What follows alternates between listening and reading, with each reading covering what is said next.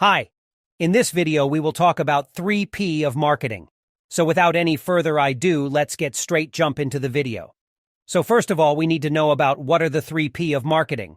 The 3Ps are the key success that must be thoughtfully reviewed and wisely implemented in order to successfully market a product or service.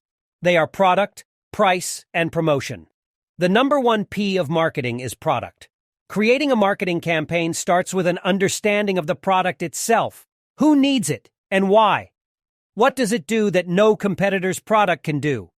Perhaps it's a new thing altogether and is so compelling in its design or function that consumers will have to have it when they see it. The job of the marketer is to define the product and its qualities and introduce it to the consumer. The type of product also dictates in part how much it will cost, where it should be placed, and how it should be promoted. Many of the most successful products have been the first in their category. For example, Apple was the first to create a touchscreen smartphone that could play music, browse the internet, and make phone calls. Apple reported total sales of the iPhone for FY 2022 at $205.4 billion. The number 2P of marketing is price. Price is the amount that consumers will be willing to pay for a product. Marketers must link the price to the product's real and perceived value, while also considering supply costs, seasonal discounts, competitors' prices, and retail markup. In some cases, business decision-makers may raise the price of a product to give it to the appearance of luxury or exclusivity. Or they may lower the price so more consumers will try it. Marketers also need to determine when and if discounting is appropriate.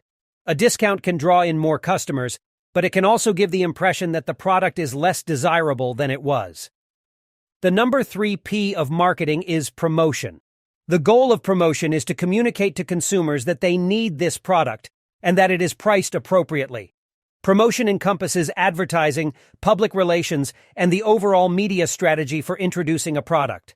Marketers tend to tie together promotion and placement elements to reach their core audiences. For example, in the digital age, the place and promotion factors are as much online as offline. Specifically, where a product appears on a company's web page or social media, as well as which types of search functions will trigger targeted ads for the product.